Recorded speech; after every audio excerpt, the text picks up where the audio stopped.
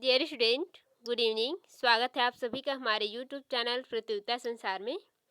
आज का हमारा अध्ययन विषय है remote sensing and technique are remote sensing and GIS.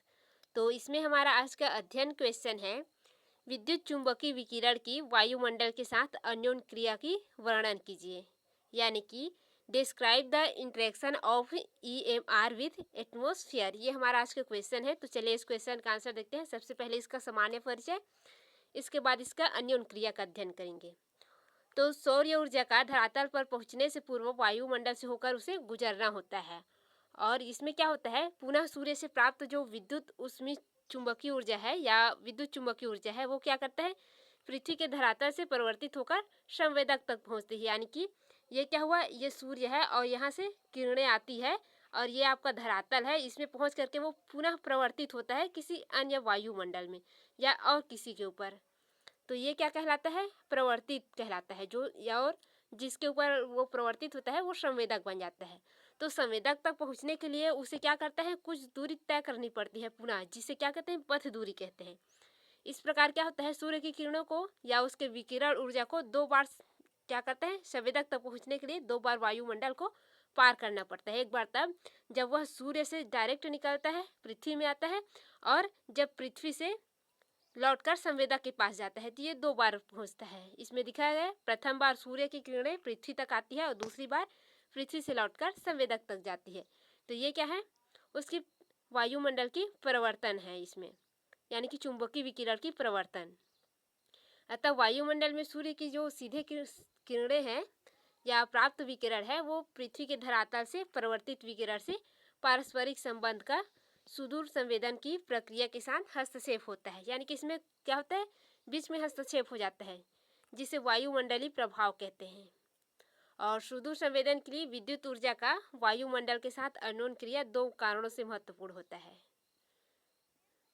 और वो कैसे होता है, इसका अध्ययन करते हैं। फर्स्ट है, पृथ्वी के धरातल से विकिरण के प्रवर्तन या उत्सर्जन द्वारा जो सूचनाएं प्राप्त होती है उनमें वायुमंडल से गुजरने पर परिवर्तन देखे जाते हैं। जैसे कि आपका कोई सैटेलाइट है, मोबाइल वगैरह, कंप्यूटर वगैरह, उससे क्या होता है, एक विद्युत चुंबकीय विकिरण उत्पन्न होता है जो क्या करता है, प्रवर्तित होकर के कहाँ जाता है, आपके आयन मंडल में जाता है। आयन मंडल से फिर से क्या होता है, वो विकृत होकर के फिर से नीचे आता है, जो हमें संकेत के रूप में प्राप्त होता है। तो उसमें क्या होता है, वहाँ से पहुँचने तक और वहाँ से वापस आने तक में उसमें कुछ परिवर्तन दिखाई देता है। इसी को इसमें दर्शाया गया है।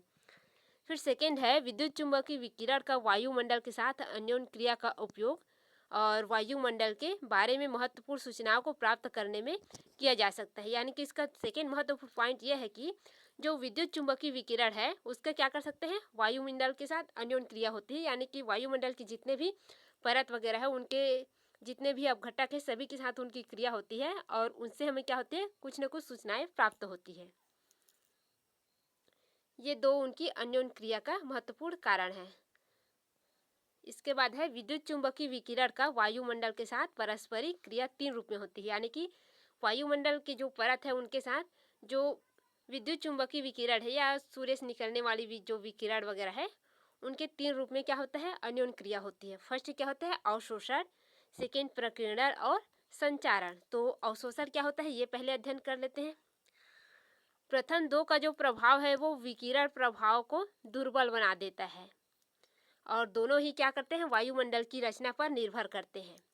संचारित ऊर्जा क्या करता है, धरातलीय पदार्थ द्वारा या तो अवशोषित कर ली जाती है या प्रकीर्णन कर ली जाती है। यदि सूर्य से क्या होता है, जो किरणें आती है वो क्या कर लेते हैं, धरातल द्वारा कंप्लीट अवशोषित कर ली जाती है और कुछ हिस्से में इसको वापस पुनः प्रवर्तित कर देते हैं। ये दो रूप होता है इसका। और परिवर्तित ऊर्जा सुदूर संवेदक पहुंचने से पूर्व वायुमंडल में अवशोषित एवं प्रकीर्ण होती है। यानी कि जो प्रवर्तित ऊर्जा है, ये जो धरातल है इससे जो ऊर्जा प्रवर्तित किए हैं वापस, ये क्या होता है, वायुमंडल द्वारा अवशोषित कर ली जाती है। इससे क्या होता है, वायुमंडल गर्म होता है तो वायुमंडल इसको अवशोषित करता है। वायुमंडल पहले ठंड रहता है जब सूर्य की किरणें नीचे आती है तो, लेकिन जब ये दीर्घ किरणें जाती है, परिवर्तित किरणें, तो ये क्या करता है, वायुमंडल को गर्म कर देता है और वायुमंडल उपस्थित जो तथ्य है, तत्व वगैरह है, वो क्या करते हैं, उसको अवशोषित कर देती है। और कुछ पदार्थ होते हैं जो क्या करते हैं, पुनः उसको प्रकीर्ण कर लेती है, यानी कि उसको फिर से विस्तारित कर देती है। फिर है वायुमंडल की जो रचना है वो निम्न दो प्रकार के गैसों से मिलकर हुई है, जो क्या करता है अवशोषण प्रक्रिया को प्रभावित करता है। यानी कि जो अभी जो देखे हैं विद्युत चुंबकीय विकिरण वो उसको प्रभावित करता है। शुद्ध गैसें, इसके अंतर्गत वायुमंडल मुख्य रूप से शुद्ध गैसों के अणुओं से निर्मित है, जिसमें आपके नाइट्रोजन, ऑक्सीजन, आर्गन जो क्या होता है स्थायी गैसें हैं ये, और बहुत कम मात्रा में अस्थायी गैसें जैसे कि कार्बन डाइऑक्साइड, जल वाष्प के कारण ओजोन गैस, ये सभी क्या है मौजूद है इसमें। ये सभी क्या करते हैं जो चुंबकीय विकिरण है उसको प्रभावित करता है, उसके जो वितरण है उसको भी और उसके जो परिवर्तन वगैरह है उसको भी, प्रकीर्णन को भी। फिर है विविक्त, तो इसके अंतर्गत वायुमंडल के विभिन्न प्रकार के जो विविक्त या कणों से भी बना है, जो क्या करते हैं अलग अलग आकार की, अलग अलग आकृति या अलग सघनता वाले होते हैं, यानी कि अलग घनत्व वाले होते हैं। ये कण क्या कहता है विभिन्न स्रोतों जैसे कि धुआं, धूल, धुंध, मिट्टी, चट्टानों के अवसाद इत्यादि से वायुमंडल में प्रवेश करते हैं। ये सभी क्या करता है, ये जो चुंबकीय विकिरण है जो धरातल से परिवर्तित होता है या सूर्य से विकिरित होता है उसको क्या करता है उसमें ये हस्तक्षेप करते हैं। यहाँ बस ये दिया हुआ है आपका एनर्जी का इंटरेक्शन, चुंबकीय विकिरण द्वारा इंटरेक्शन कैसे होता है इसमें दिया हुआ है। ये सूर्य से किरणें आती है यहाँ से, ये कहाँ है धरातल, धरातल पर आती है, धरातल से फिर से क्या होते रहती है ये विकिरित हो जाती है। इसमें से कुछ परसेंट डायरेक्ट विकिरित होता है और कुछ परसेंट धरातल से विकिरित होता है। इसमें क्या होता है जो धरातल से विकिरित होता है उसमें ये सेंसर द्वारा उसको क्या कर सकते हैं अपनी ओर खींच लेते हैं, वहाँ से फिर प्रवर्तित होता है जो हमारे सूचनाओं के लिए कार्य करता है। ये सभी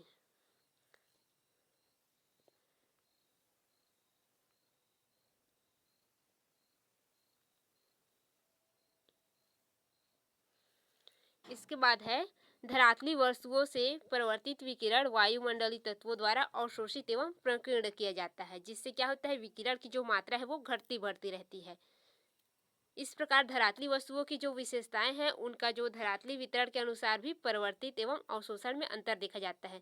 जहाँ बस क्या होता है स्थल भाग अधिक होता है तो स्थल भाग क्या करता है सूर्य की जो किरण है उसको प्रवर्तित ज़्यादा करता है, यानी कि उसको क्या कर देता है उसको अवशोषित भी करता है और प्रवर्तित भी करता है। लेकिन जो जलीय भाग है वो क्या करता है धरातल की तुलना में वो क्या होता है बहुत धीमी गति से गर्म होता है और उसका जो ठंडे होने की प्रक्रिया भी है वो बहुत धीमी गति से होता है। तो ये क्या करता है ये सभी प्रभावित करती है उसके प्रवर्तन की क्रिया को, अवशोषण की क्रिया को, उनमें अंतर देखी जाती है।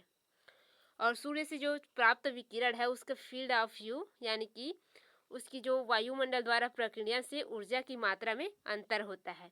कभी कभी पास के धरातल या वस्तुओं के प्रभाव द्वारा ही जो ऊर्जा का प्रवर्तन होता है वो क्या होता है अलग अलग प्रकार के संकेतों से दर्शाए जाते हैं, जैसे कि यहाँ पर दिया हुआ है स्पेक्ट्रम के साथ स्पेक्ट्रम के एक भाग से दूसरे भाग में ऊर्जा का प्रकीर्णन तथा अवशोषण का इसका प्रभाव अलग अलग होता है। यहाँ बस उसका एग्जाम्पल दिया हुआ है स्पेक्ट्रम का,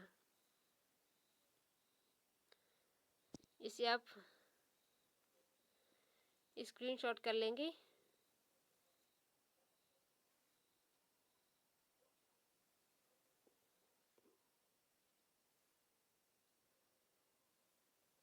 फिर सेकेंड पॉइंट आता है वायुमंडल अवशोषण। फर्स्ट हम देखे हैं हमारा सेकेंड पॉइंट है वायुमंडल अवशोषण। वायुमंडल में गैसों के अणु जो है विद्यमान होते हैं, वो क्या करते हैं जो विकिरण होती है विद्युत चुंबकीय विकिरण उसको स्पेक्ट्रम पट्टिकाओं में अवशोषित कर देते हैं, जो अभी हम ऊपर डायग्राम देखे हैं इस प्रकार जो आपतित विकिरण के हाथ से को चुंबकीय विद्युत चुंबकीय ऊर्जा का अवशोषण कहा जाता है, यानी कि उसका अवशोषण कर लिया जाता है, उसका क्या होता है विकिरण नहीं हो पाता, उसको अवशोषित करते हैं।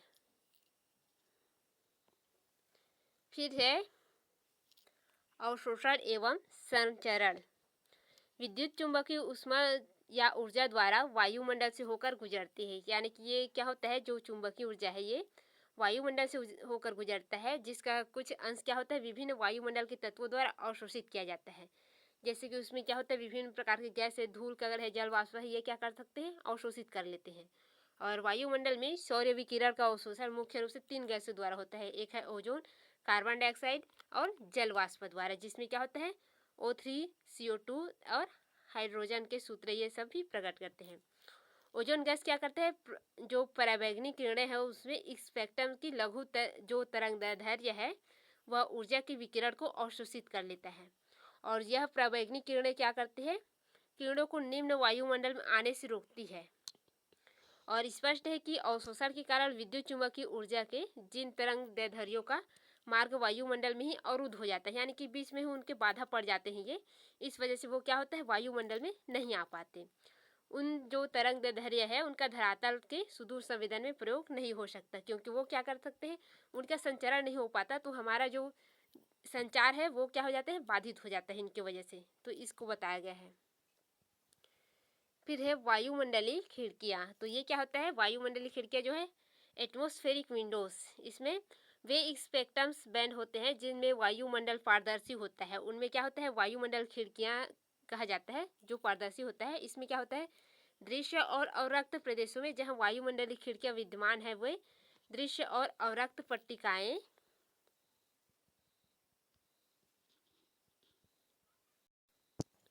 जो अवरक्त पट्टिकाएं है उसमें 0.4 एम और 2.4 एम का इसमें, और सेकेंड दिया है मध्य अवरक्त पट्टिकाएं, और तृतीय है तापीय अवरक्त पट्टिकाएं हैं।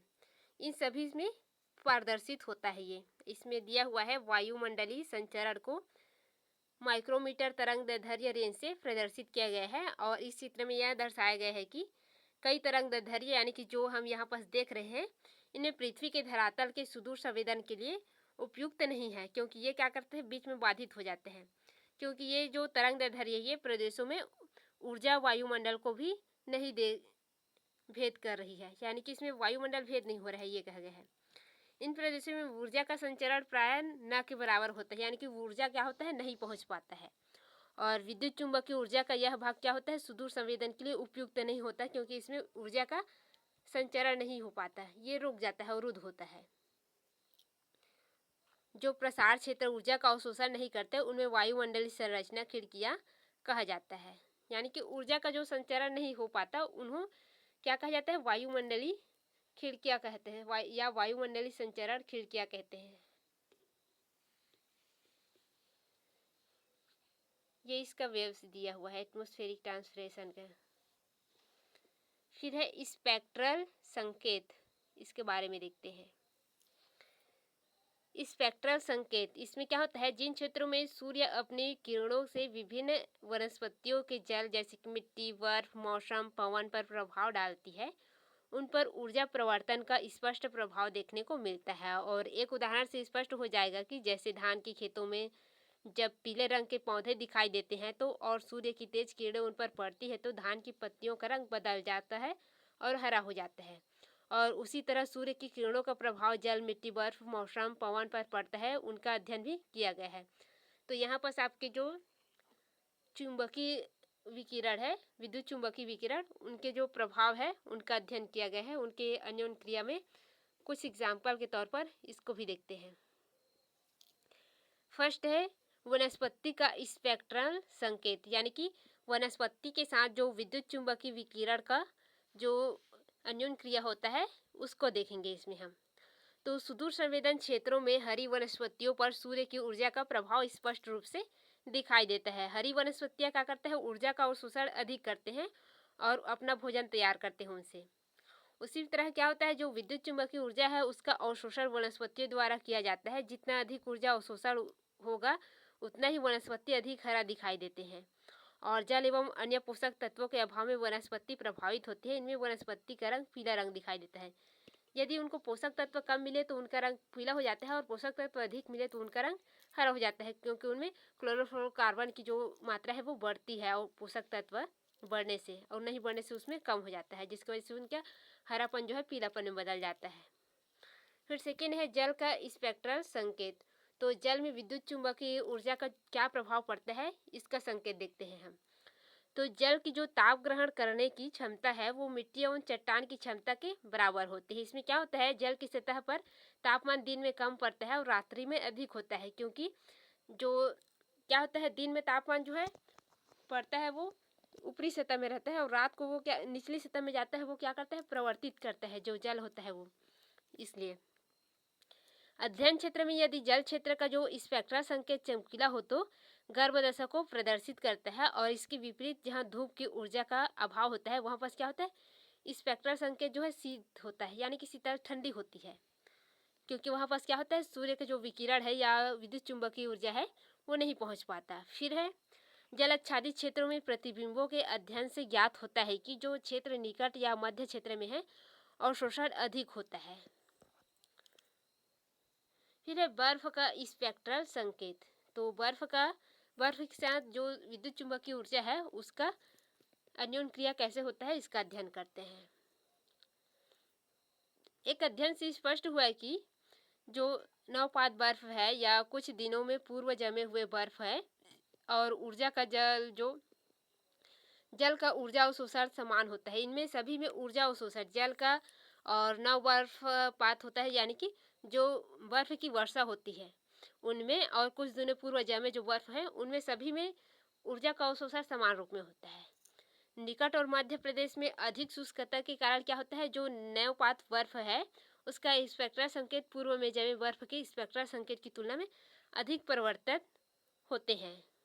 और इस प्रदेश में क्या होता है, तापमान में समानता होने के कारण स्पेक्ट्रल प्रक्रिया में अंतर कर पाना क्या होता है, बहुत कठिन होता है, क्योंकि इसमें तापमान में समानता होती है, सभी कुछ ठंडे ठंडे होते हैं इसलिए।